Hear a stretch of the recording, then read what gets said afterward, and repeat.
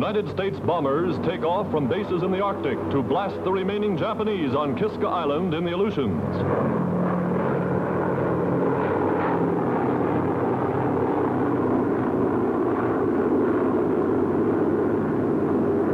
Over the enemy base, tons of huge projectiles drift lazily to Earth, guided to their mark by the famous American bomb sight. When the big eggs land, they explode like clouds, and one more Jap base is wiped out.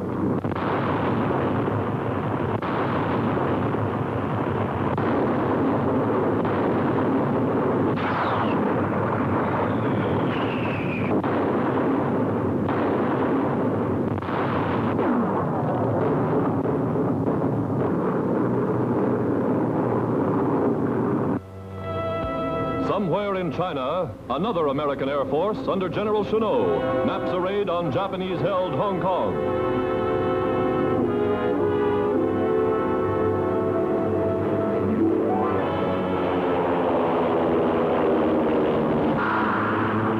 Fighter planes escort the bombers as the squadron flies high over Asia.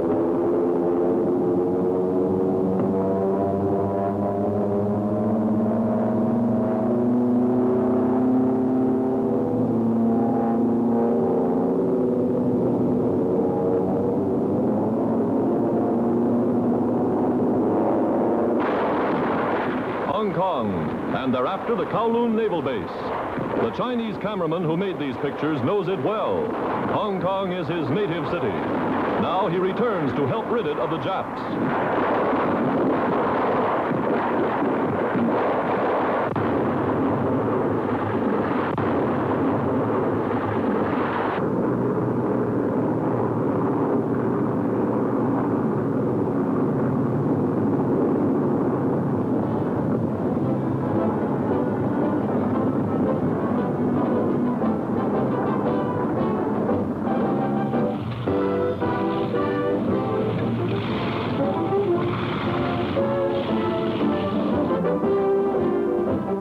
To their base in China, safe and sound, American pilots get a warm welcome.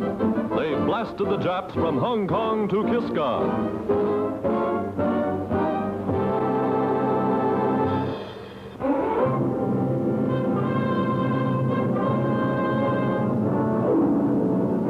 Light bombers of the RAF prepare for a daylight raid on Nazi-held territory in Europe. A picture of their objective, made by reconnaissance planes before the flight.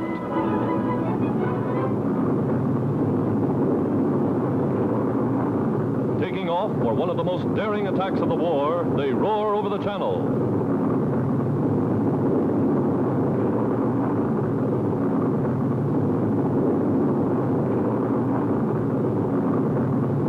Now, skimming the treetops, they speed across the countryside. Their objective, the enormous Philips Radio Works at Eindhoven in the Netherlands, a factory which supplied much of the radio equipment used by the Nazi army.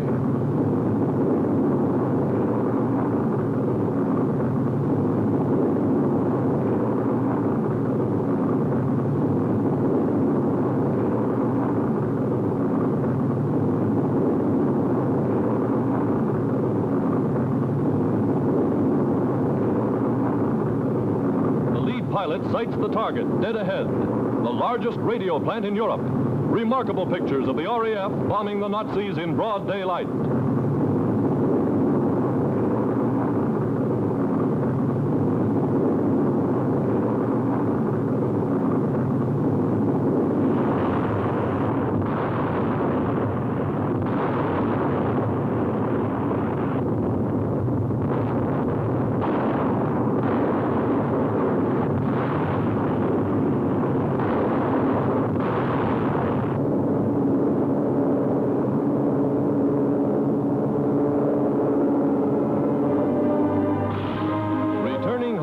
After one of the most successful raids of the war.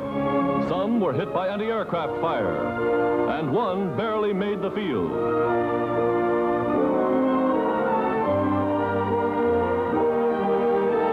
But here's the official picture after the raid. A huge Nazi war plant wiped off the map in less than 4 minutes.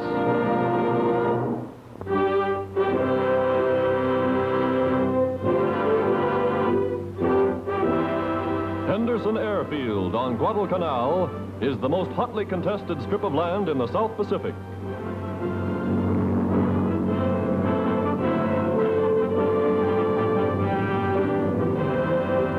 New runways, built by American soldiers with captured Japanese equipment, are inspected by the Marine commanders. Airacobras, fighter planes, are constantly on patrol. For 5 months, the Japs have tried to win back the outpost, but their transports, bombed and beached, lie wrecked on the sands of the Solomon Islands.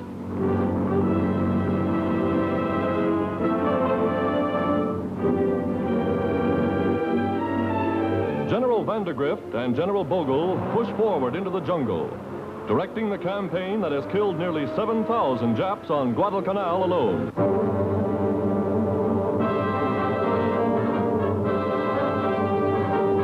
The air transport of tomorrow becomes the reality of today. The Constellation, America's newest land-based cargo plane, is ready for her first flight.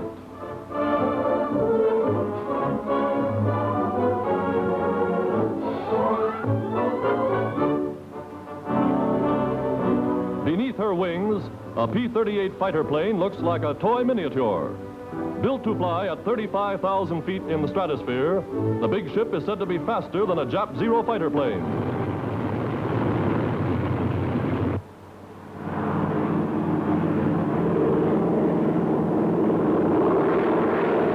Four powerful engines lift the Sky Giant aloft. A plane that can cross the American continent or the Atlantic Ocean in 8 hours with a full load. Forerunner of a mighty fleet.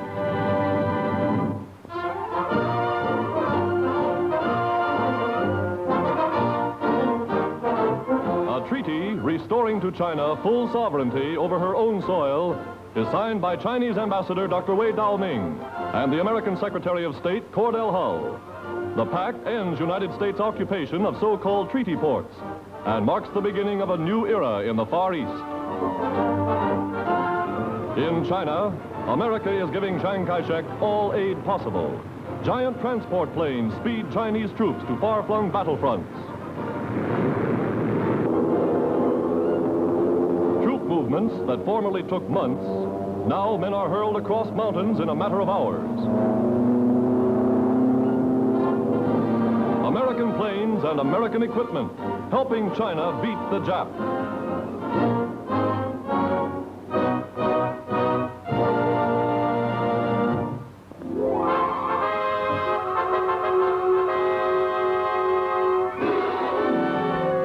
Navy dirigible pilots get their first lesson in lighter-than aircraft from hydrogen-filled balloons. Here they walk a big bag out for a test flight over California.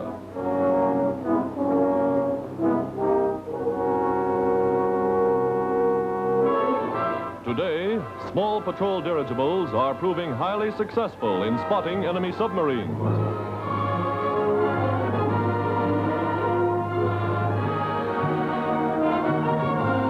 The balloon crew makes a practice landing. Expert navigation steers the huge ball to just where they want it to come to Earth.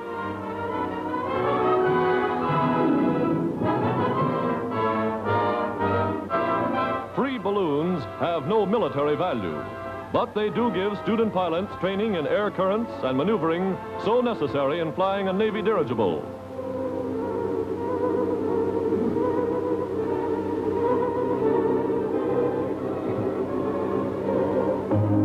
A ripcord opens the fabric of the balloon, and the big bag collapses to be folded for a future flight. The shadow of the dirigible is already a menace to submarines.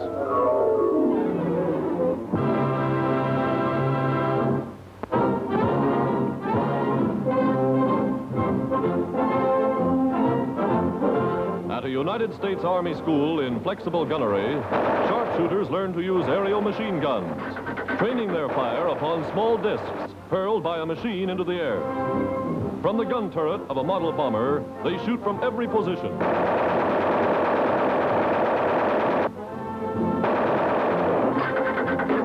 Trying to hit the tiny, moving targets is the best training possible. When they pass this test, they're real flying sharpshooters.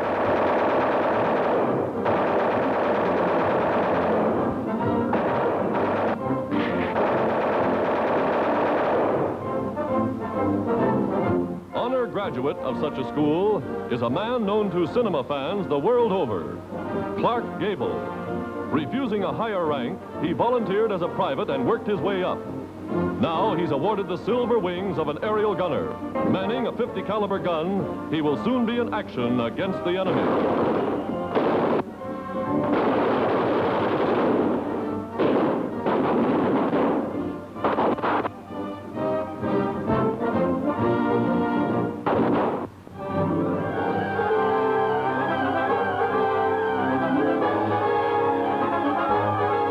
1,500 miles from England, American parachute troops rest on a landing field in Algeria after making the longest airborne invasion of the war.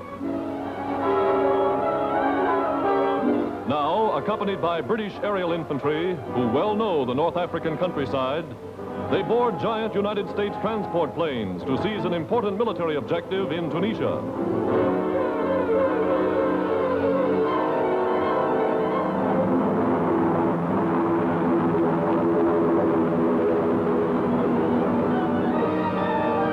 The transports are escorted by squadrons of fast P-38s, American fighter planes. Part of the trip is over the Mediterranean. Now, coming in over the coastline, they're nearing enemy-held territory.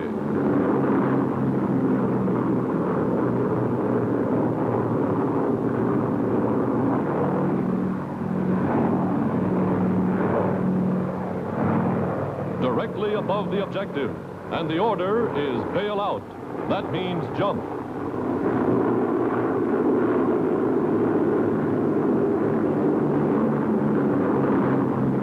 Landing in force, they take the vital North African airdrome at Souk El Arba, just 5 minutes before German planes bent upon the same mission were driven off.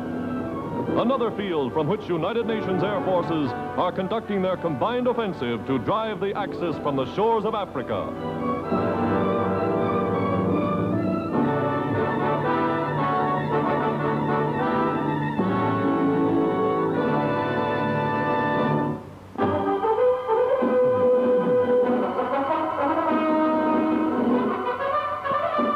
Sweeping across a landmark of Mussolini's doomed African empire, RAF bombers pursue the fleeing armies of Marshal Rommel. Speeding in from the east, from the west, they shatter the great port of Tripoli, most important Axis supply base on the Mediterranean.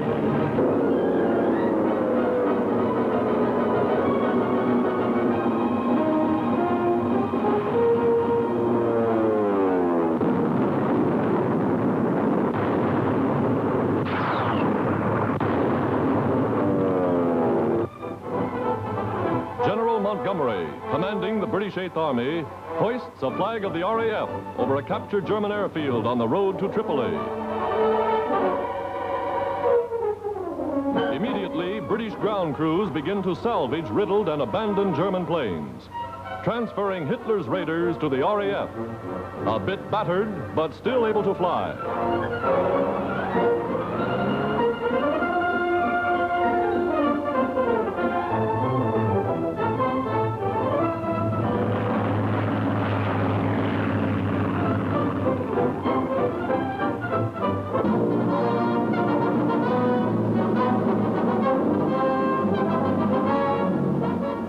Ago in Ottawa, Canada, these men brought forth a plan that was to prove a decisive factor in winning the war. The idea, send young men from all parts of the empire to Canada for Air Force training. And from Britain, from New Zealand, from Australia, from the plains and farms and cities of Canada, young men flocked to join the RCAF. Canada became the empire's reservoir for trained airmen.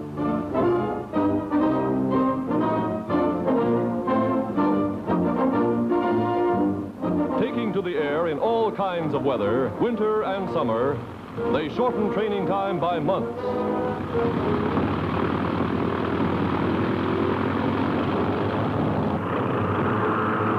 Today, 150 training centers are strung from coast to coast. More than 2,000 buildings, settlements larger than 100 towns, busy training men. The first to graduate remain to teach others. Starting with 3,500 officers and men, the plan now employs nearly 100,000 instructors in all phases of ground and air operations.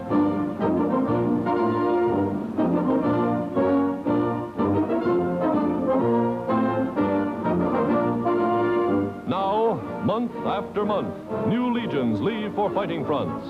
Pilots, observers, gunners, bombardiers. How many have gone overseas is a military secret. But the Nazis know that Canadian-trained airmen have turned the tide against them.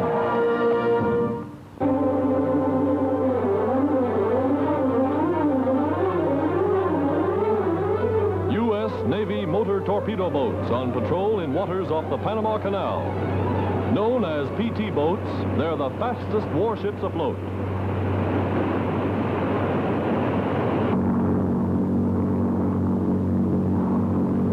From the air, Navy fighters dive, simulating an actual attack as gunners fight them off.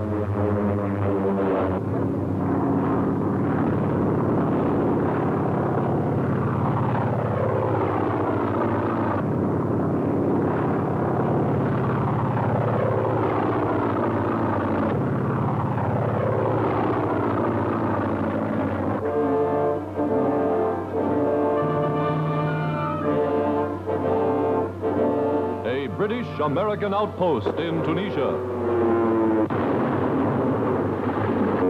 There's a dogfight as Nazi dive bombers launch an attack to dislodge the Allies from hard-won African airfields. One after another, Nazi planes plummet to earth.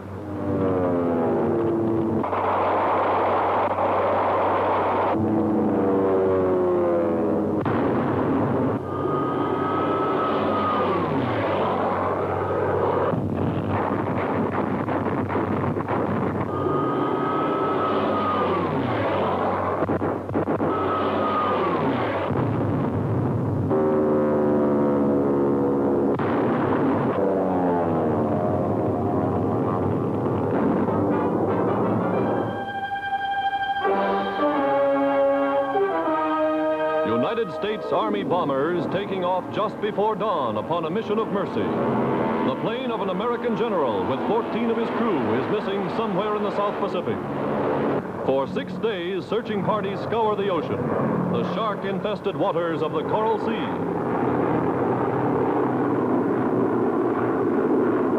Suddenly, an observer signals that he sighted something, a mere speck down upon the ocean. He's right. It's a tiny, crowded rubber life raft, and another. The Army bomber cannot land on water, so the happy crew radios for the Navy. In a matter of hours, 2 flying boats are on the spot. An Army Air Force cameraman records the dramatic rescue. Heavily loaded, the giant Navy flying boats head for home. All hands aboard safe and uninjured. Back at the base, sunburned, starved, and blistered, the general and his men are carried ashore. A chocolate bar, a can of sardines, and a seagull was all the 15 men had to eat for 6 long days. Happy ending to what might have been another tragedy of the sea.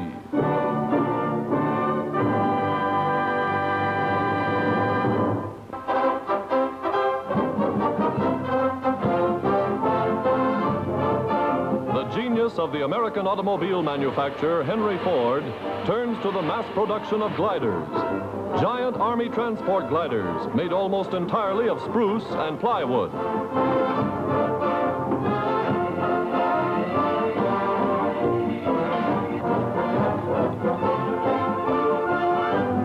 Wings are fitted as the finished ships move along an assembly line that never stops.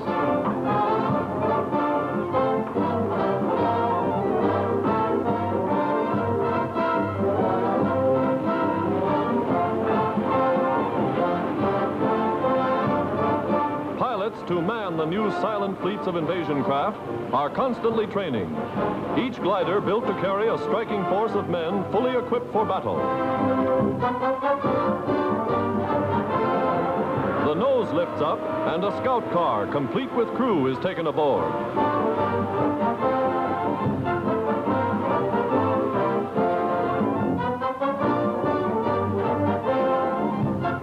Towed by a transport, the glider goes aloft.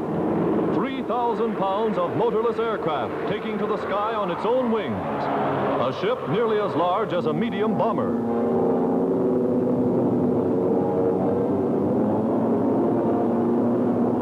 pilot releases his line, cutting loose from the tow plane, and he's on his own.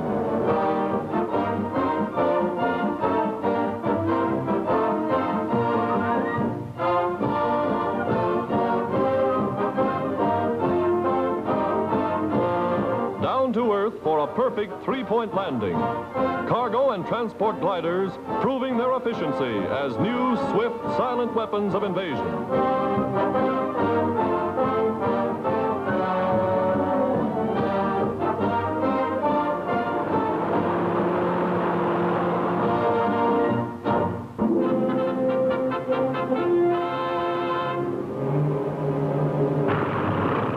With British and American pilots in pursuit of Rommel's fleeing Nazi forces, an Allied cameraman records an actual air attack over the desert.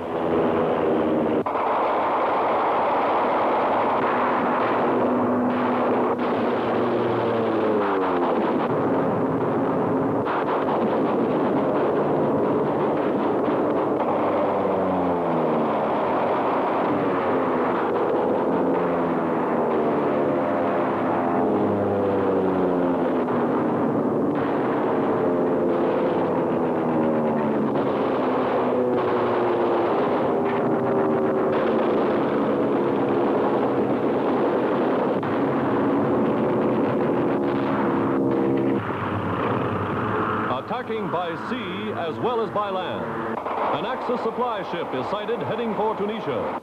One more cargo of supplies that will never reach the Nazis as death rains from the sky.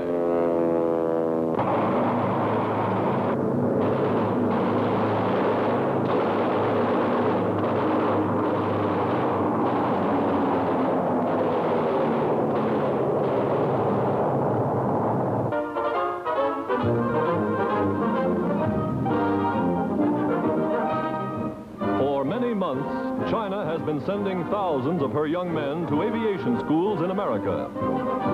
Here, from expert United States Army Air Force instructors, they learn to fly every type of combat plane, learn to handle everything from training ships to the biggest bombers.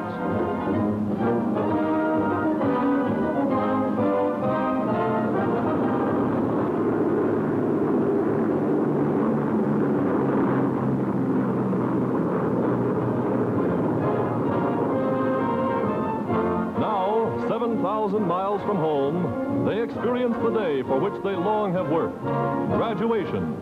And to these eager young men of China, graduation means more than official recognition of ability. It means that finally China, their China, is prepared to meet the Jap invader on even terms. From Major General P.T. Mao, Vice Commissioner of Aeronautics for China, cadets receive their wings, become full-fledged officers in the Chinese Air Force.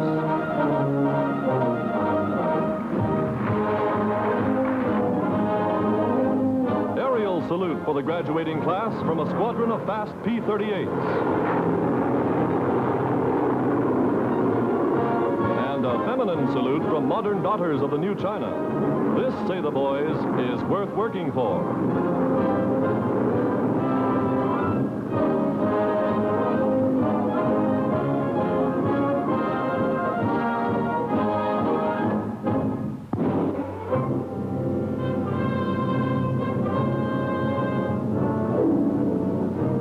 Britain's powerful Lancaster bombers preparing for another night raid on Nazi Germany.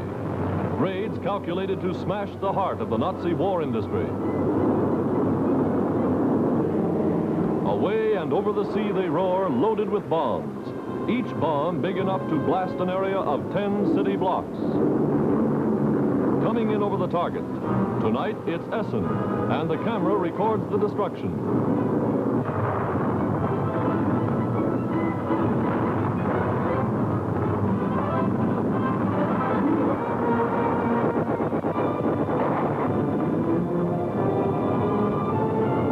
Unusual freak. A bomb is hit by anti-aircraft fire and explodes in midair, falling to Earth like a fiery comet.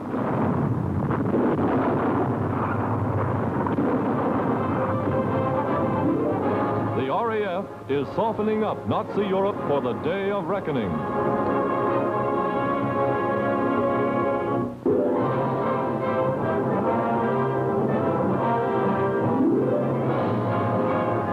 north of New Guinea, Allied scouting planes flashed the word. Jap invasion fleet crossing the Bismarck Sea. Reinforcements for Jap garrisons at Leh and Salamaua.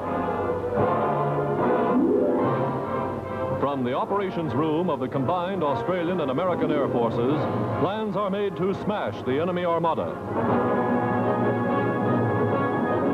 At a dozen Allied aerodromes, flyers spring into action. Fighter pilots and bomber crews hurry to man their ships. Australians, Netherlanders, Americans, taking to the air as one against the common foe.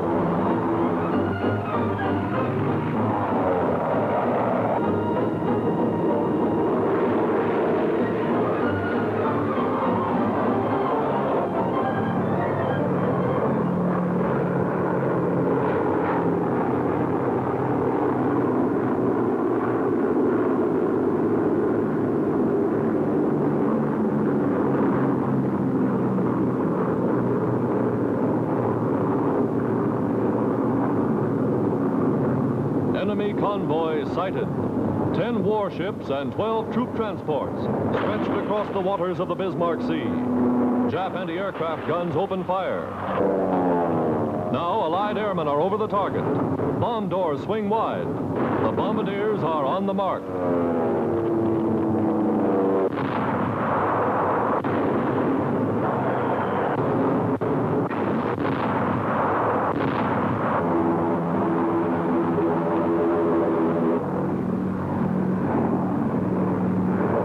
One after another, Jap transports are left smoking and blazing on the sea.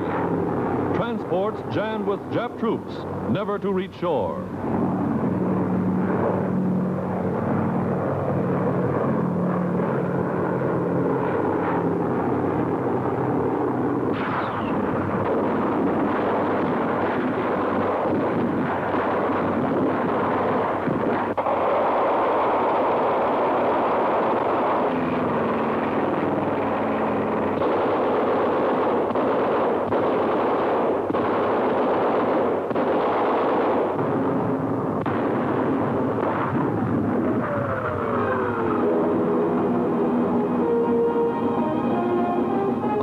Salute for the would-be invader. And the squadrons return, their jobs well done.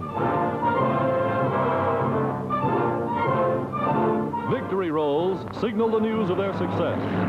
22 Jap ships, 15,000 troops, and 102 Jap planes completely wiped out.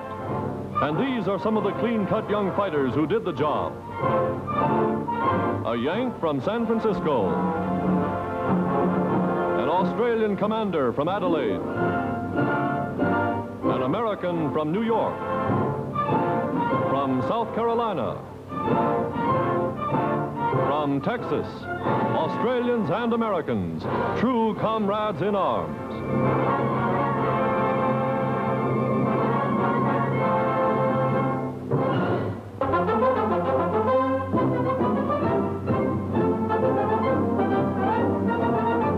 United States Navy aircraft carrier takes aboard Army planes for shipment to one of the fighting fronts.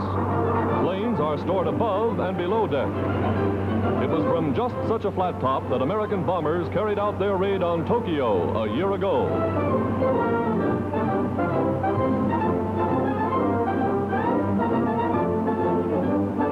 Now, loading up at sea with oil and ammunition. Machine guns ready, planes ready, and they take off for some new base on land.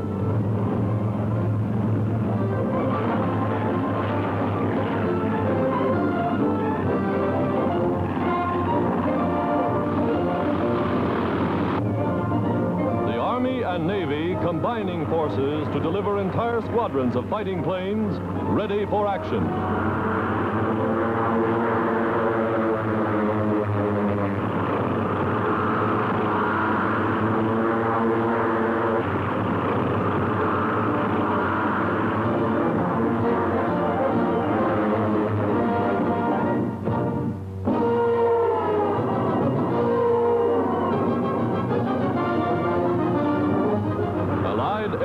forces over North Africa. Americans and British in flying forts, Mitchells and Liberators, clearing the way for new offensives on land. Through a hail of enemy flak, the big ships roar on. Their objective, the Marat Line.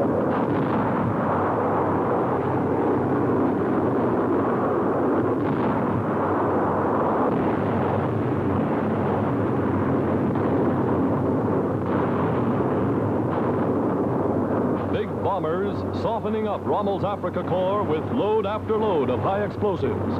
Anti-aircraft fire fails to stop them.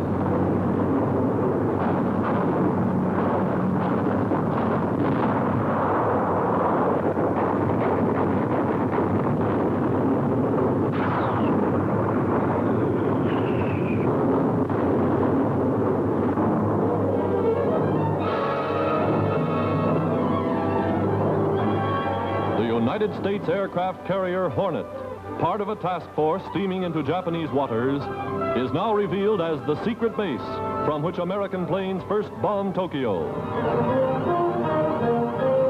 Here is that secret airfield. 16 B-25s, twin-motored Army bombers, lashed to the Hornet's flight deck. The dramatic saga of a combined Army-Navy mission that brought panic to Japan and stirred the world for its brilliance and daring. Colonel Doolittle, now a Major General, assembles his 80 volunteers before the flight. Not until this moment is their objective revealed, the heart of the island empire. A fitting touch. Japanese medals awarded United States officers for humanitarian aid to the Japanese people are returned attached to 500-pound bonds. Now, in heavy seas, some 800 miles off Japan, enemy patrol boats are sighted and sunk.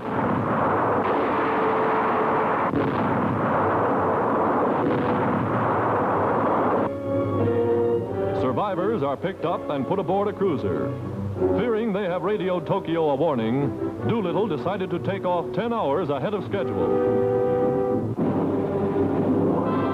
Plans are changed on an hour's notice. Motors begin to warm up. Never before have big loaded bombers been launched in such numbers from a carrier at sea. For months they've trained secretly. Now for the test. Doolittle's plane is first down the runway, the commander leading the flight. As the carrier plows through heavy seas, one bomber after another soars from the flight deck, pointed for Japan.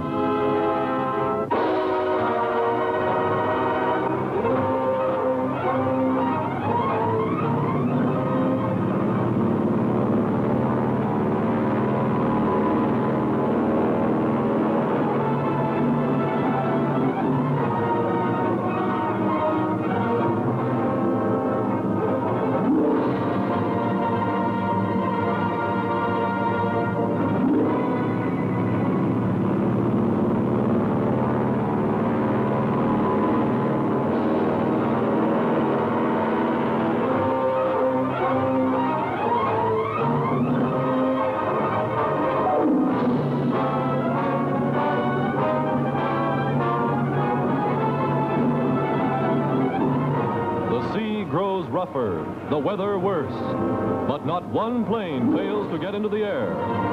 Taking the gale in its teeth, each bomber sets its course for carefully prearranged military objectives in Japan, a course that will put them over Tokyo at high noon in broad daylight.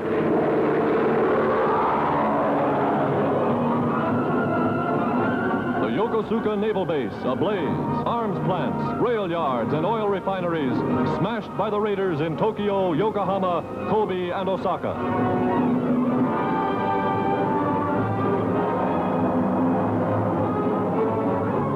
Then journey's end for the great adventure. Fuel gone, 15 of the planes are wrecked as their crews are forced to bail out over China and Japanese-occupied territory. The Japanese government flatly admits that of 8 uniformed flyers captured, some have been executed. This in flagrant violation of all international law. 64 of the 80 men who took off were rescued, and most of them have returned to duty. In Chongqing, Madam Chiang Kai-shek honored Doolittle and his gallant men for a raid that did much to shake the complacency of the Japanese warlords.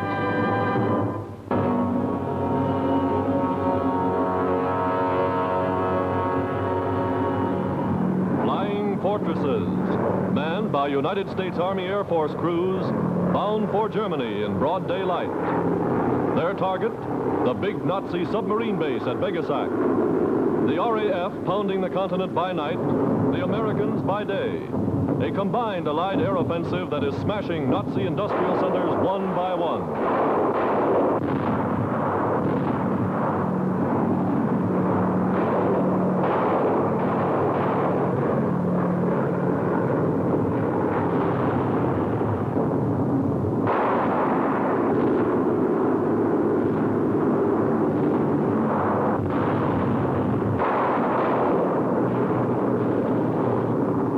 Bound for home. 7 of 15 submarines at the Vegasack yard destroyed. War factories and a nearby air base reported blown to bits.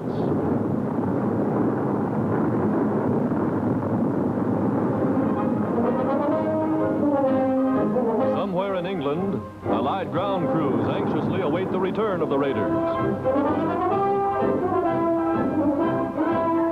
A wounded crew member brought home by stretcher, and damage to some of the ships, evidence of the terrific battle the forts waged against enemy planes. Although tails were riddled and landing gear shot away, not one bomber failed to return. Lieutenant General Andrews, their commander, later gave his life in an airplane accident in Iceland. His work will not be forgotten, nor his plans interrupted for the smashing of Germany from the air.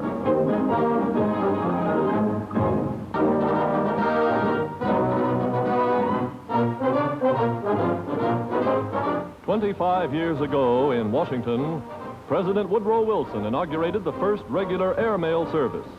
The first regular flight between the nation's capital and New York City was a tribute to the pioneering vision of the men of a quarter century ago and led to the vast network of modern airlines and airmail routes.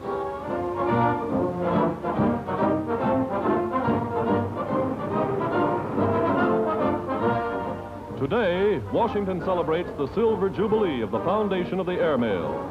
A new helicopter is the basis of the Postal Service's newest facility, the direct pickup at central points in cities and towns for fast delivery to the large airports. In front of the Capitol at Washington, Igor Sikorsky, designer of the new helicopter, sees his invention carry a special packet of mail to the Washington airport.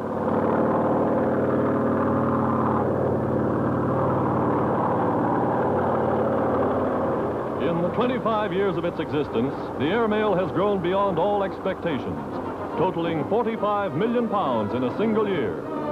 There will be more airmail helicopters after the war. Today, because of their amazing maneuverability, helicopters are under secret Army and Navy orders.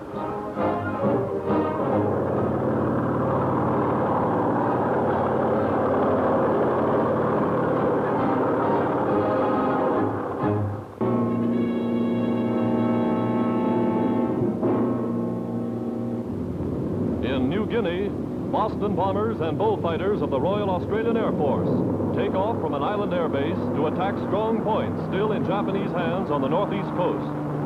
Driven out of Papua, small Jap units still hang on tenaciously to jungle outposts. The Australian Air Force constantly bombs and strafes them.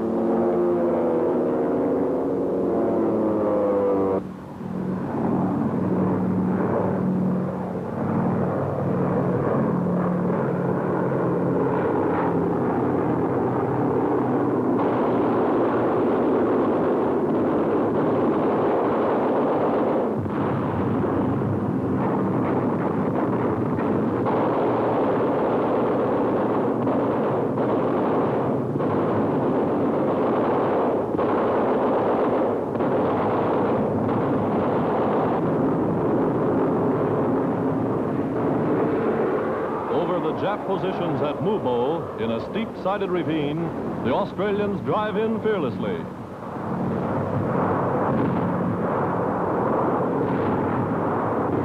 another blow against the Japs, foreshadowing the big drives to come.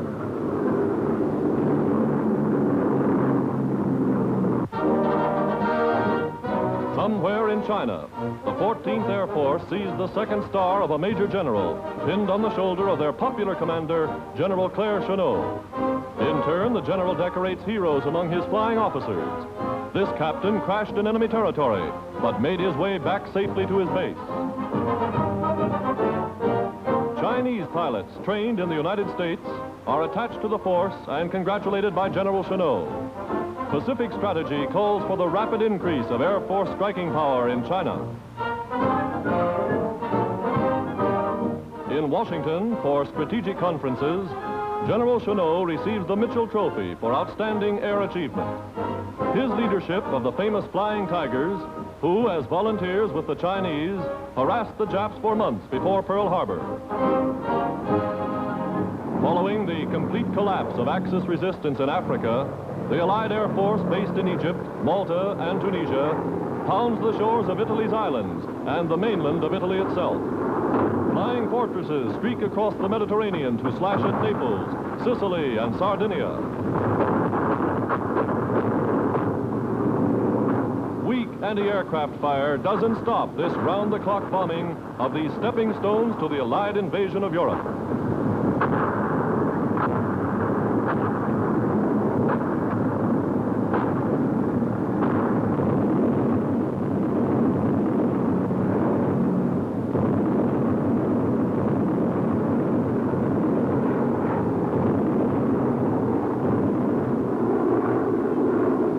Allied wings over Axis Europe.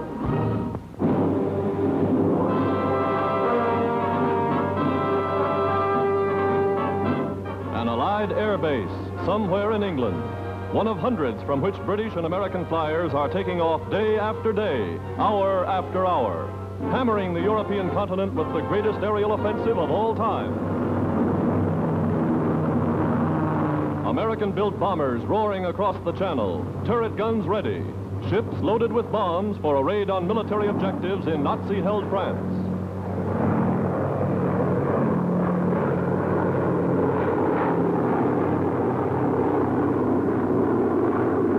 Over the target, and it's bombs away. A railway yard and an airport wiped out with a perfect pattern of direct hits.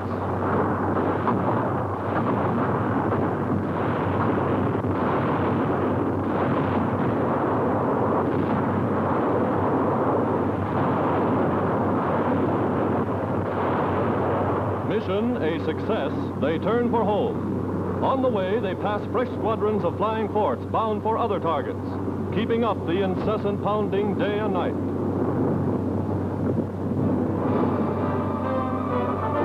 In North Africa, Captain Eddie Rickenbacker, famous ace of the last war, talks with pilots of General Doolittle's Bomber Command. These are some of the men who are softening up Italy and the continent for invasion.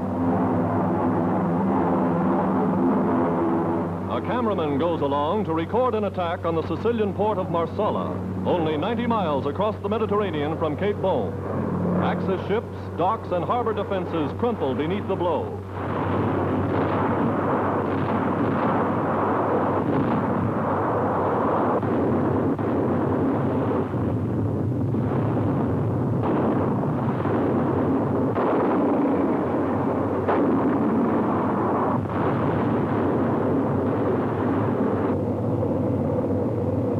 The squadron returns to its base, many a plane brings home evidence of enemy fire, but every Allied ship came back.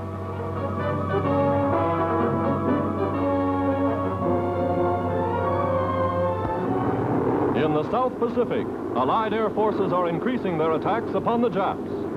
Giant liberators, bound for Nauru, an important Japanese base northeast of the Solomon Islands, leave the enemy stronghold smoking and in flames.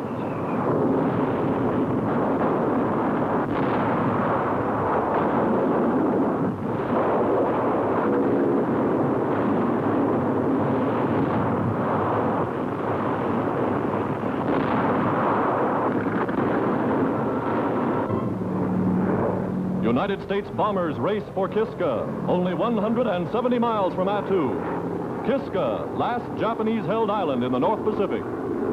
Flying over rugged glaciers and volcanic mountains, they make the trip loaded with bombs 2 and 3 times a day.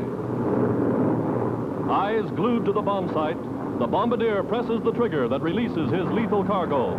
The target, a submarine base and airdrome.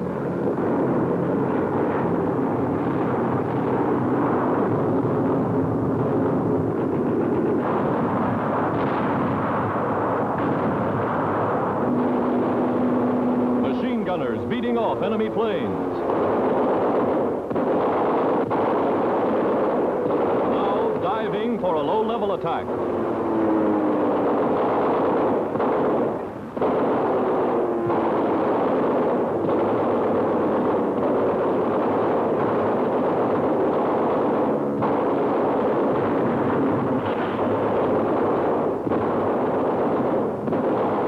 Coming in for a landing at their own base, pilots set down their ships on dangerously rain-soaked runways.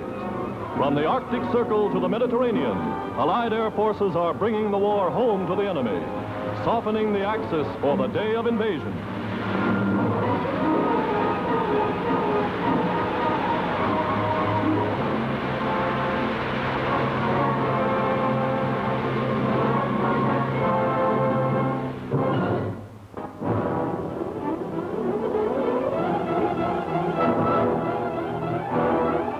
Miles across the Mediterranean from North Africa, fortified Italian islands are first to feel the power of Allied bombs as invasion of the continent begins.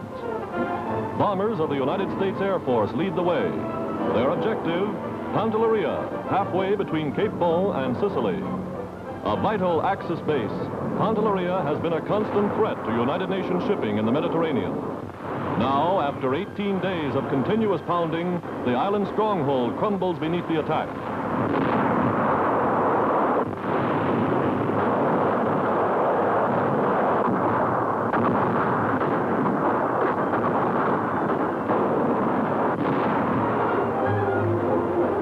Airdromes and defenses are left in smoking ruins. One after another, vital stepping stones to the continent fall to Allied hands. This is only the beginning.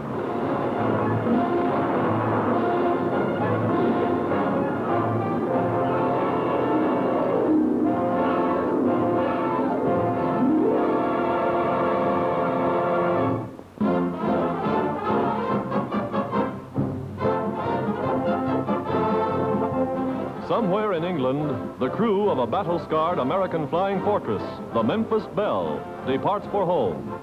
Bombs painted on the side indicate 25 raids over Nazi Germany. The swastikas, 8 enemy planes to their credit. They've well earned their furlough home, and they're like typical American boys out of school for a holiday.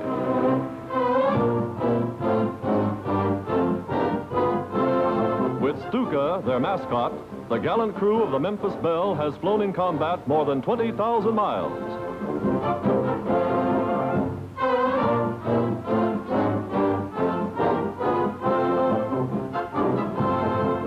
Farewell from comrades who stay behind to carry on the job.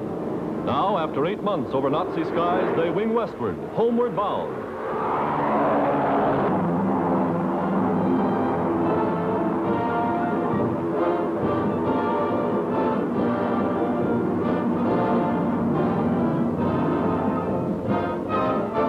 Flying with a new wing and a patched-up tail, the Memphis Belle arrives in Washington right on schedule. Congratulations from high-ranking officers of the Army Air Force as the crew of 10 begins a well-earned furlough.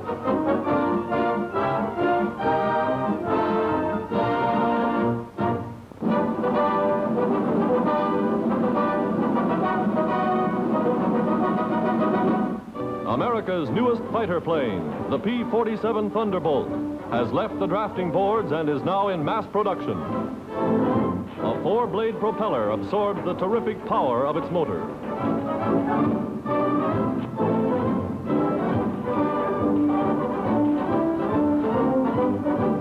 Thousands of rounds of ammunition are stored in its wings. Guns are tested on the ground.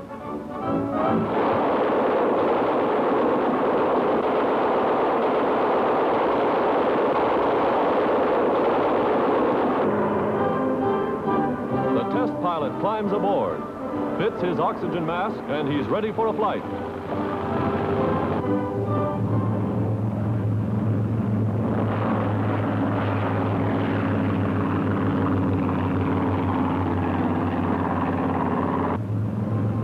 Wheels begin to fold almost before they leave the runway.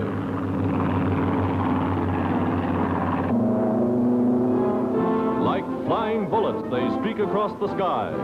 Thunderbolts in name, they pack thunderbolts of firepower.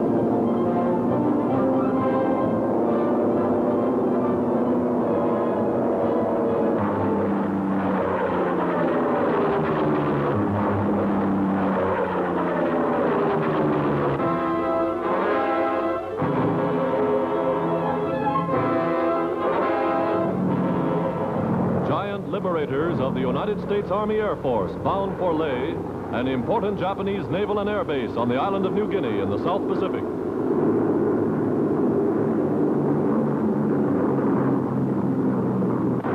Over the target, they send 36 tons of high explosives and incendiary bombs plunging earthward.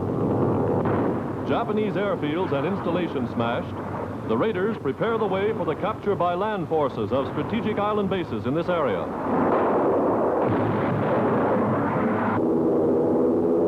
Now, flying high across picturesque northern New Zealand, Dominion airmen in American-built fighter planes patrol the skyways on the lookout for Japs.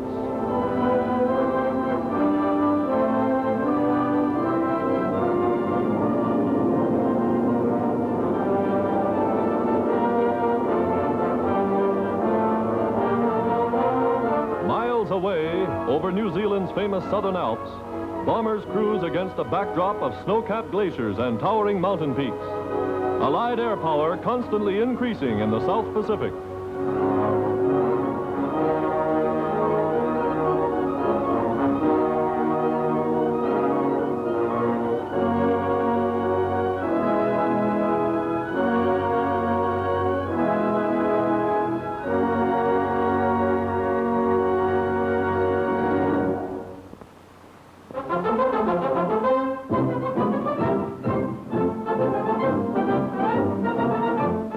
At a Canadian airport, a transatlantic glider, given the African name of Voodoo, is loaded to cross the Atlantic.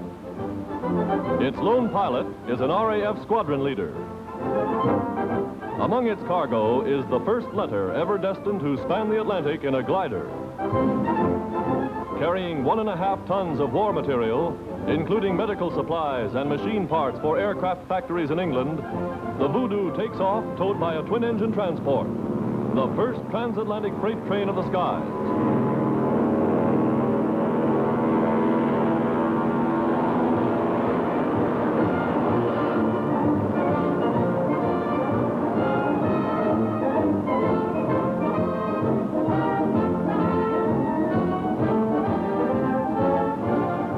Hours later, transport and glider landed safely at a British airport.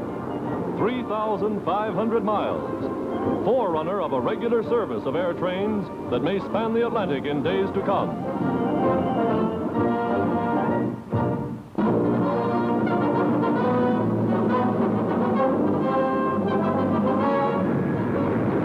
A flying fortress arrives in New Guinea, bringing General Douglas MacArthur. The United Nations leader in the South Pacific is welcomed by the commanding officer of an American air base.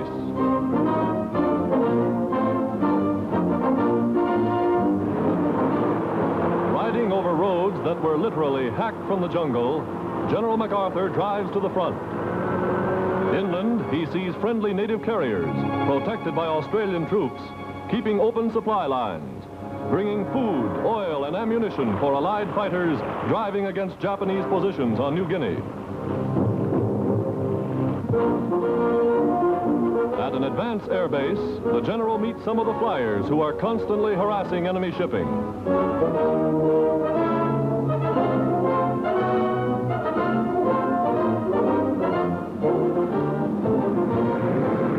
Now, a giant B-24 is taking aboard a load of bombs as word reaches the base that a Japanese cargo ship is steaming off the coast. The crew is anxious to be off. Target sighted. Machine gunners ready. The big bomber roars down and rakes the ship from stem to stern.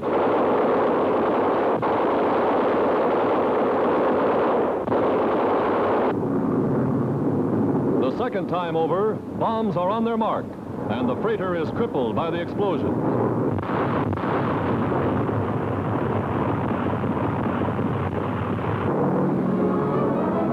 Now, bound for home, the crew flashes the message, "Mission accomplished."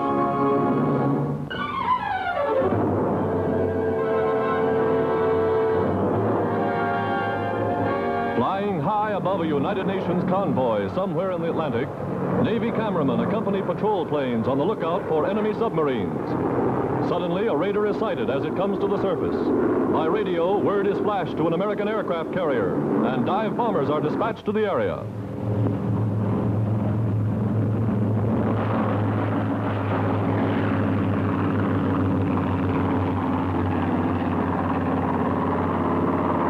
Guns blazing, the planes pounce upon the submarine before it can submerge.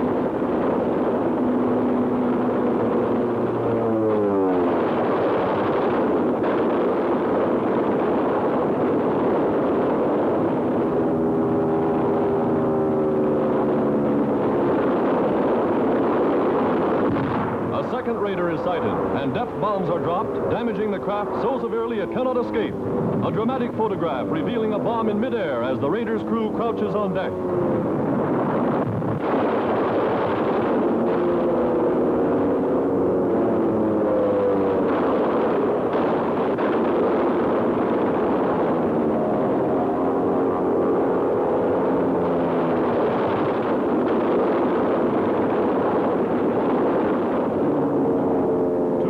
Submarines sent to the bottom.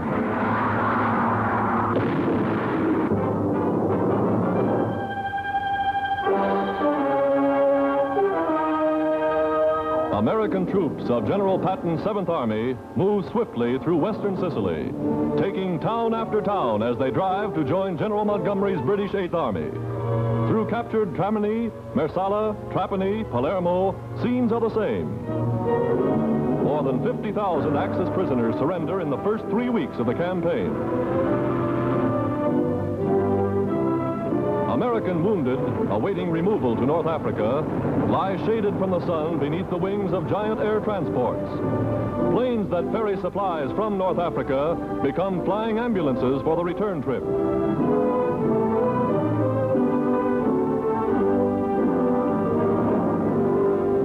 To date, United States war casualties, comparatively, are the lowest in history. Planes like this, that rush wounded from base hospitals in the field, contribute much to that record.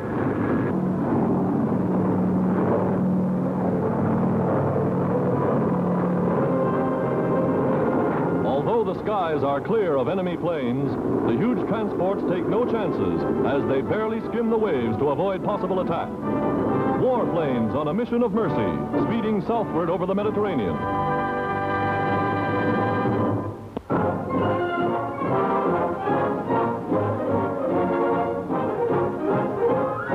From North African bases, British and American air forces prepare for the most delicate air mission ever attempted, the bombing of Rome, capital and arsenal of Axis Italy. For weeks, crews study detailed charts of the city. Maps carefully marked are memorized. Holy shrines, churches, and hospitals are specifically designated with circles and crosses. Orders are, these non-military objectives must not be damaged, but military targets alongside must be blasted. Pilots, navigators, and bombardiers, selected for their perfect record in precision bombing, swarm over the Mediterranean. 500 huge bombers in wave after wave. Below lies Rome. The planes follow the river Tiber, winding around strategic railroad yards and war plants. The Italians have been warned by leaflets dropped from Allied planes. Now, bombs.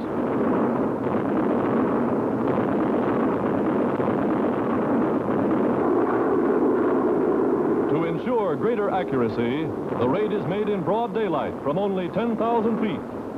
And the great Axis rail yards from which troops and supplies are poured into southern Italy are blasted by overwhelming Allied air power. There is no doubt the bombing of the fascist capital hastened the fall of Benito Mussolini.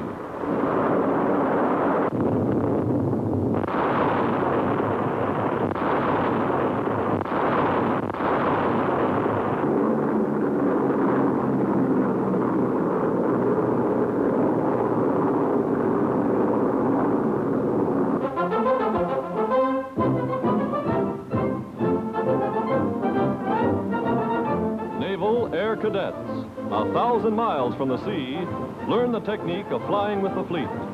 In battle formation, they take off for their floating base of operations on one of America's Great Lakes.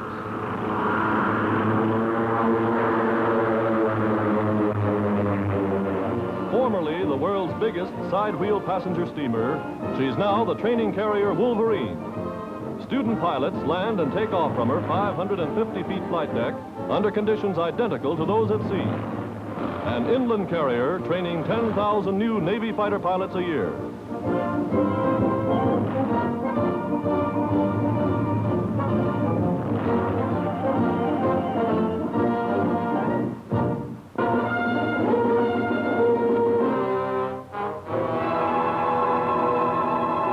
Operating in the Middle East, the 9th United States Air Force, commanded by Major General Lewis Brereton, prepares for one of the most daring raids of the war. A daylight bombing of the Ploiest oil fields in Nazi-controlled Romania. Fields that supply the Nazi war machine with nearly a third of its vital petroleum.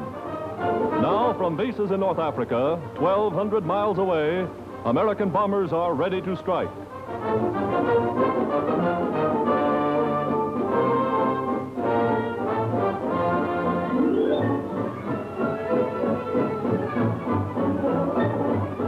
Months of planning are behind the attack. For weeks, crews have studied their target, made practice runs perfecting the precision of the bombardiers.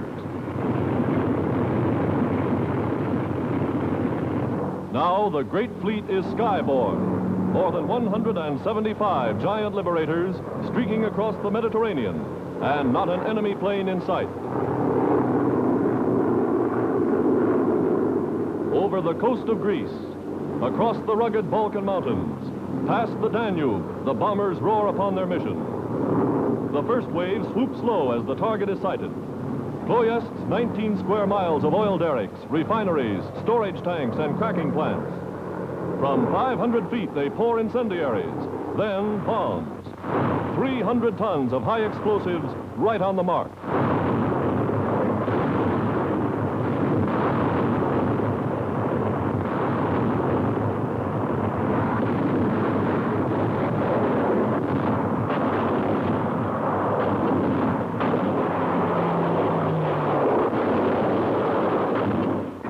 One of the most heavily fortified areas in all Europe, the bombers fight their way home, knocking out 51 enemy planes. Although 21 bombers failed to return, the raiders struck the Nazi war machine a crippling blow. Home with battle scars, mission accomplished.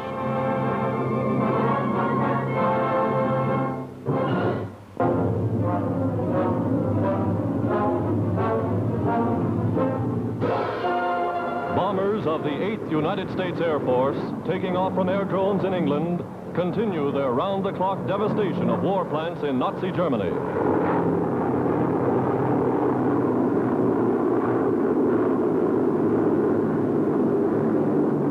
In broad daylight, mighty squadrons roar across the North Sea.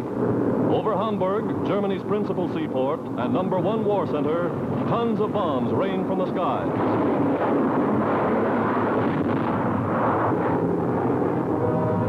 Photographs show the results. 7 square miles of Hamburg's war industries, docks, military installations, flattened and in ruins. Water mains, gas and electric plants destroyed. Hamburg as a war center, a base for submarines, is virtually wiped off the map.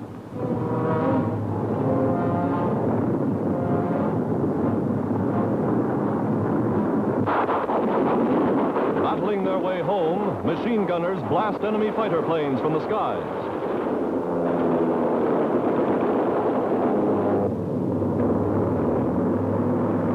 The return of the squadrons. Jagged, gaping holes in many a bomber testify to the intensity of the futile Nazi defense.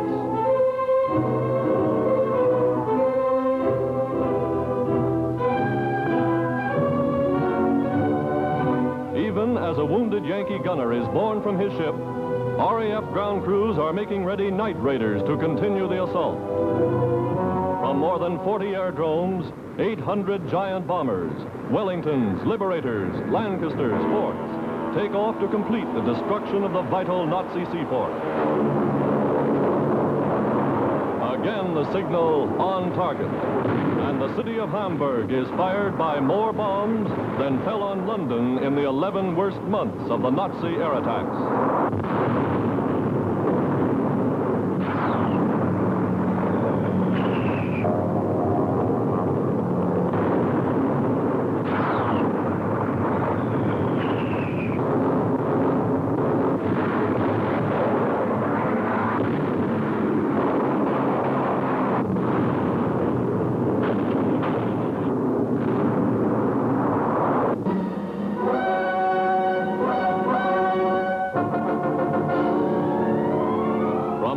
North of Australia, New Guinea, New Britain, vitally important Munda on New Georgia Island, come dramatic official films of the Allies' great sea and air offensive against the Japanese in the South Pacific.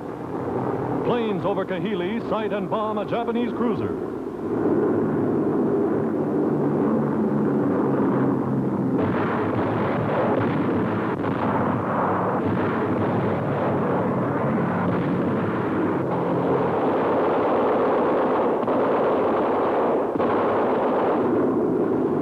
B-24s swarm over the Jap base at Leh on New Britain, breaking shore positions again and again.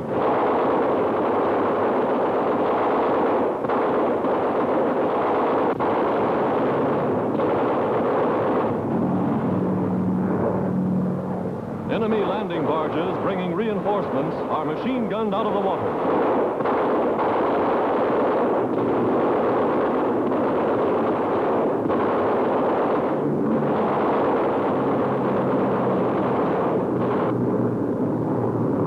Over the shores of Munda, the bombers see American destroyers move in and bombard the big Japanese airfield on this vitally important island.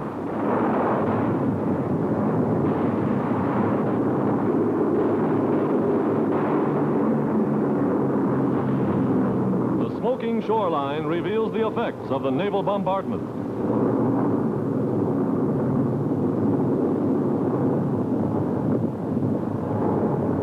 Working with precision and exactness in a coordinated attack, the destroyers now move out as medium and heavy bombers soften the way for the Allied troops advancing on land.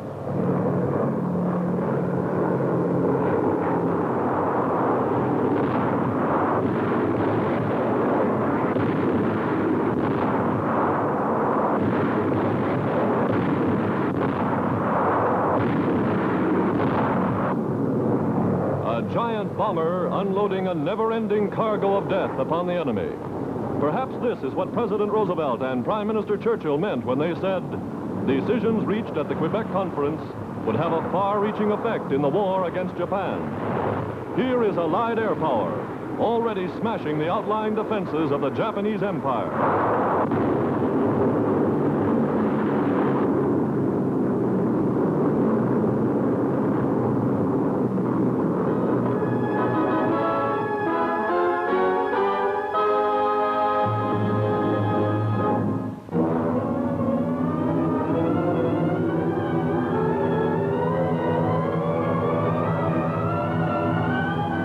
Combined air might of the United Nations is loosed upon war plants in Nazi-occupied Europe. While long-range heavy bombers range over Germany's once mighty industrial centers, fleets of fast, low-flying medium bombers strike at enemy installations in France. Target for today, an important airfield at Aviation.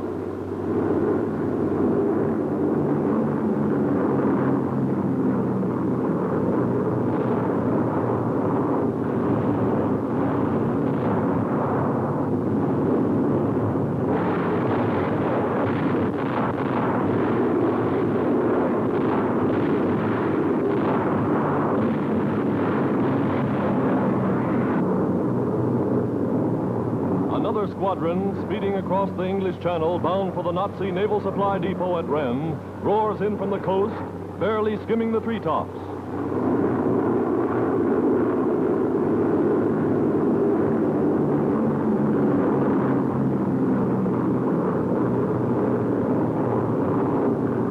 again, the people of France get a heartening close-up of the Royal Air Force destroying the war plants of the invader.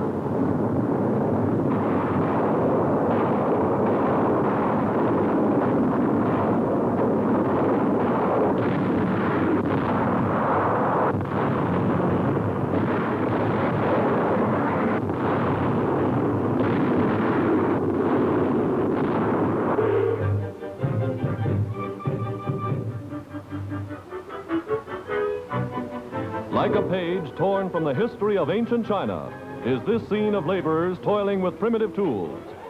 But today, people of the new China are building aerodromes from which fighting planes are repelling the Japanese invader. Working almost entirely without modern equipment, they are carving miracles out of the wilderness.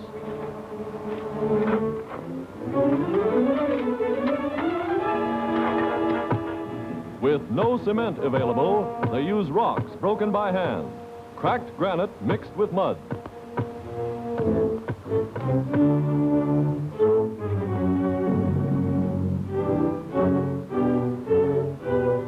With no steamroller to flatten the landing strip, 300 men haul a heavy roller across the terrain.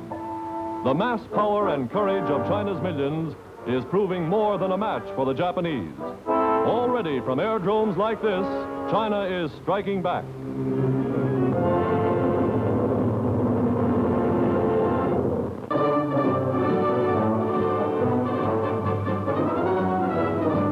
At an air depot somewhere in Australia, supplies from overseas are unloaded in vast quantities as General MacArthur marshals his forces for new drives against the Japanese. Powerful concentrations of material and equipment which already have delivered smashing blows on New Georgia and New Guinea. Allied bombers, liberators, and flying forts roaring across the South Pacific.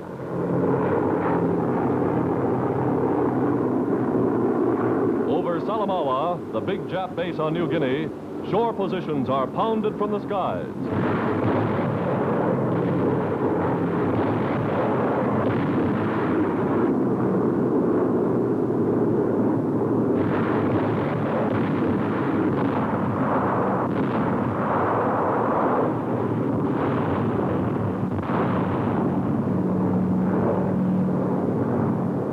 Down in that bomb-blasted jungle, Japanese columns are being encircled by Australian and American troops.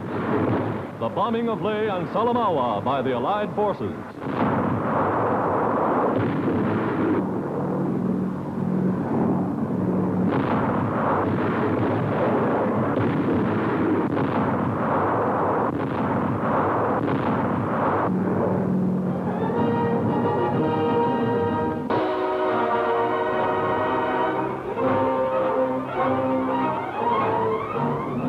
Bombers of General Douglas MacArthur's command bound for Japanese bases in New Guinea, repeatedly softening enemy resistance with smashing assaults from the air. First phase of new Allied offensives in the South Pacific.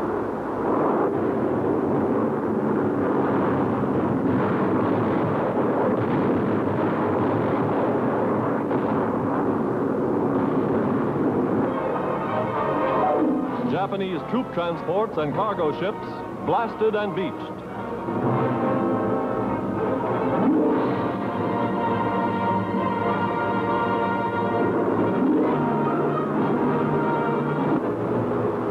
Second phase of attack. A huge convoy with landing craft moves in to surprise 20,000 Jap troops known to be in the Lae-Salamaua sector. A naval bombardment precedes the landing.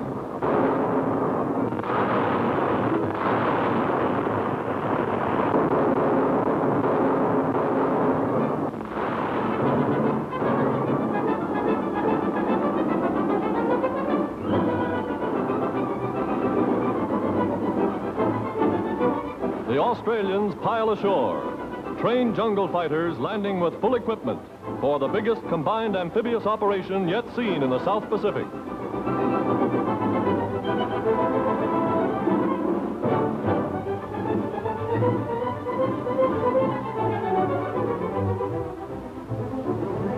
Now, General MacArthur and Lieutenant General Kenny, Allied Air Commander, launched the airborne attack.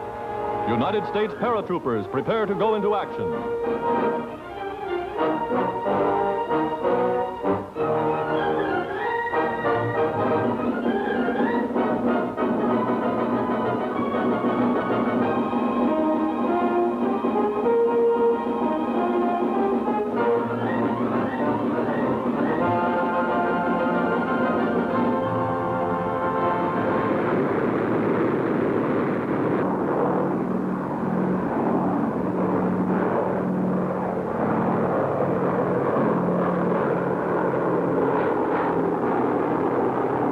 General MacArthur, in the leading transport, goes to personally direct the combined assault. From the gunner's position, he sees his medium bombers lay a smoke screen over the enemy landing field. Action on schedule. Everything according to plan.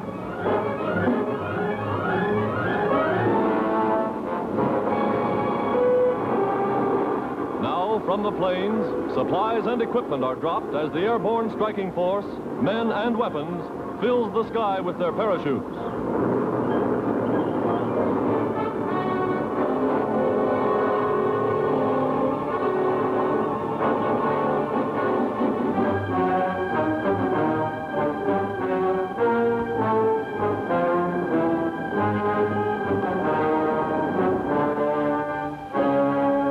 Coming by land, after a 5-day march, Australian ground forces join the American paratroopers on the enemy's own airfield.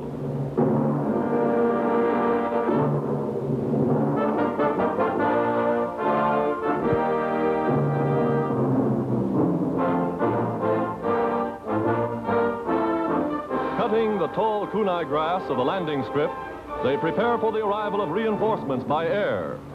And from over the mountains come huge DC-3s, bringing fresh troops and more equipment, as the combined Australian and American forces join to drive the Japs from the important bases of Leh and Salamaua.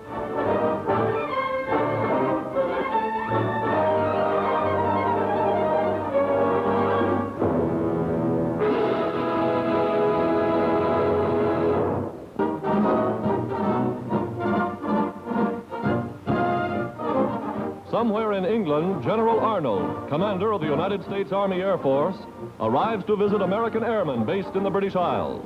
He inspects a battle-scarred bomber just back from a raid over Germany.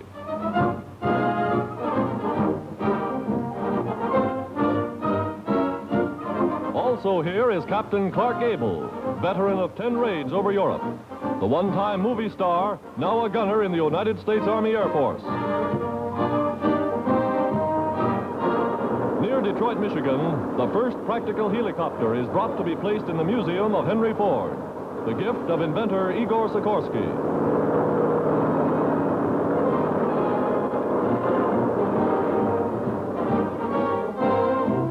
A pioneer in the development of aviation, the automobile magnate adds the Sikorsky craft to his famous collection.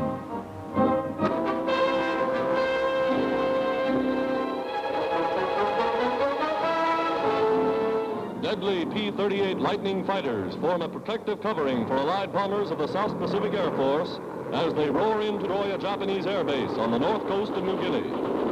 Dozens of enemy planes line the landing field as the bombers come in with guns blazing.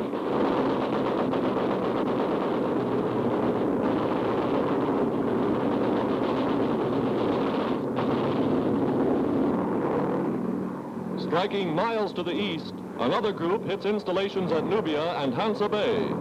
Jap batteries their chief target.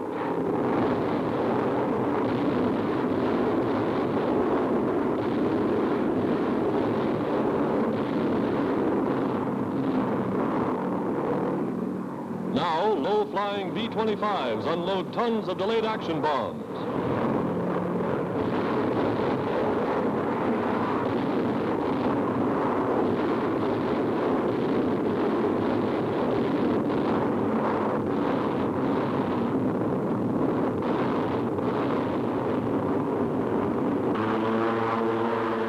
Carrier-based fighters write still another chapter in the United Nations' new aerial offensive. Smoking ruins of Jap installations on the Gilbert Islands attesting to the accuracy of their fire.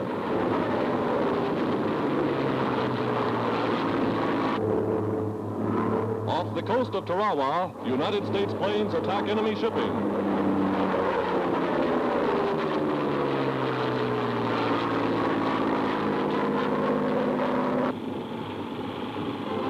Back to their carriers go the American planes.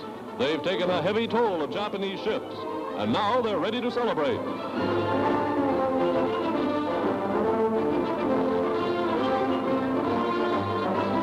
Even in wartime, the crossing of the equator finds the traditional King Neptune still holding court. The sailorman's sense of humor taking time out from the war.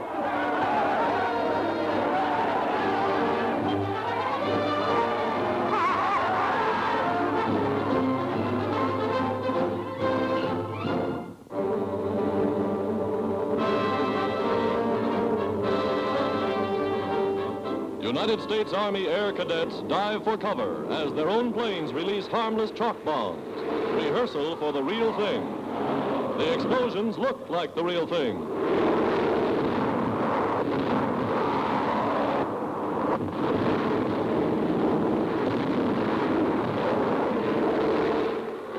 Proving ground for bombardiers and ground crews, they learn under fire.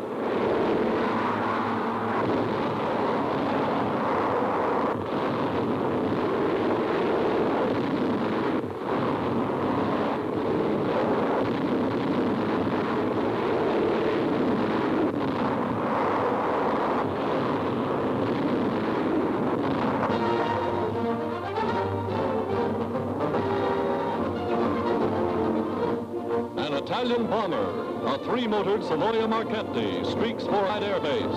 First of many units of the Italian Air Arm to join United Nations forces as co-belligerents in war against the Nazis.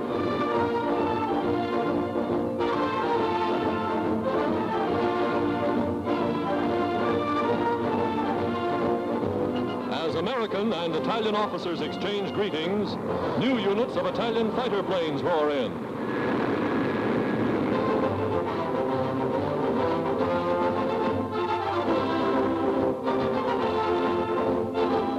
Just as men of the Italian Navy brought their ships to Allied ports, so do these Italian flyers follow the orders of their government.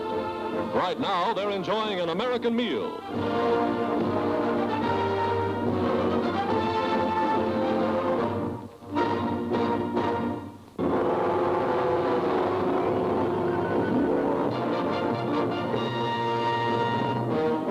Somewhere out over the broad Pacific, the greatest task force of ships and planes ever assembled steams to attack the Japanese on Wake Island. Flat tops, bearing more planes than have ever before been carried into naval action, ready their fighters and dive bombers for the United States Navy's second major assault upon this vital enemy-held stronghold.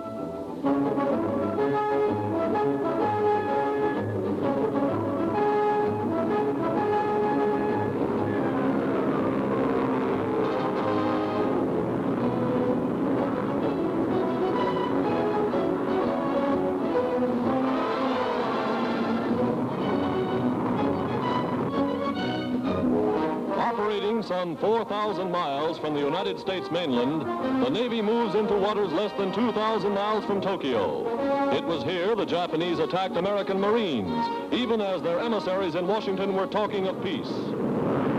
Now, through the cottony puffs of clouds, Wake Island's strategic 3 square miles of sand and coral lies beneath the bomb sights of United States Navy planes, within firing range of the Navy's big guns.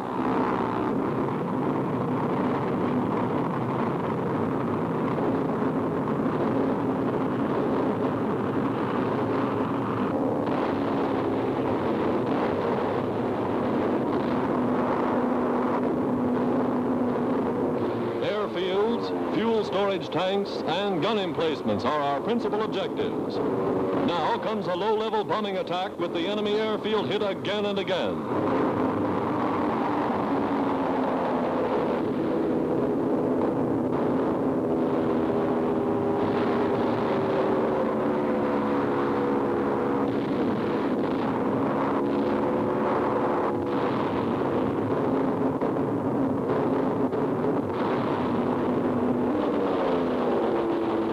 Japanese ship is caught within the fire of the fighter planes.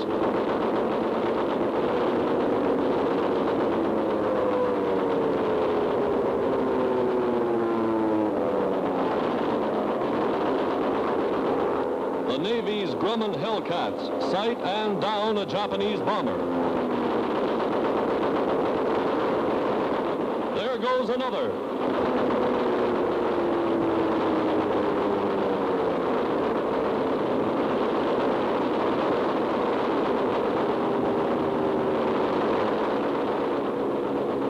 And another. American losses, 13 planes and but 1 pilot. Even this fellow lands safely.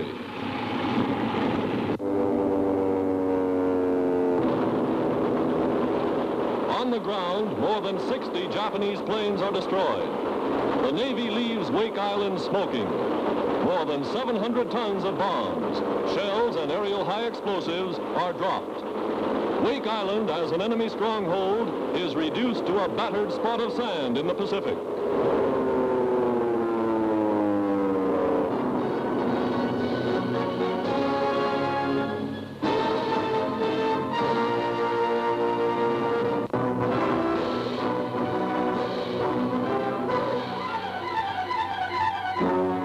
Soviet warplanes patrolling northern waters sight an enemy submarine and attack with a new and deadly weapon, the parachute bomb.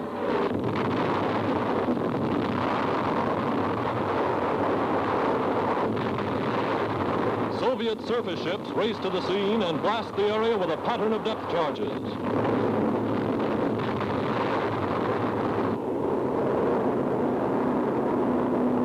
Next day, air raid alarm, and Russian sailors man battle stations to beat off a squadron of Nazi planes.